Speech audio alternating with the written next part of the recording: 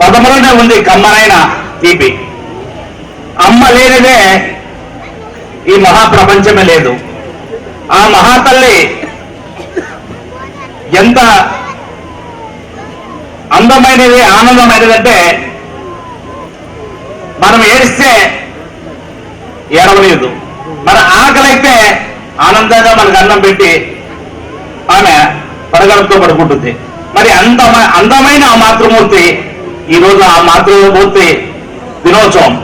ఈ సందర్భంగా అందరికీ కూడా మరి ఒకసారి హృదయపూర్వక నమస్కారం తెలియజేస్తూ ఈనాటి ఈ కార్యక్రమానికి ముఖ్య అతిథిగా విచ్చేసినటువంటి మన మాతృమూర్తి శ్రీమతి పవిత్రాల సునీతమ్మ గారికి, అదే విధంగా సభాధ్యక్షులైనటువంటి మన పిడి వెంకటేశ్వర్లు గారికి, వేదిక పైన ఉన్నటువంటి మహిళా సంఘ అధ్యక్షులకు, మా పార్టీ ప్రజాప్రతినిధులకు, ఈ కార్యక్రమానికి ఇచ్చేసిన మహిళా అక్కలకు, అమ్మలకు అందరికీ కూడా నా హృదయపూర్వక నమస్కారాలు మిత్రులారా.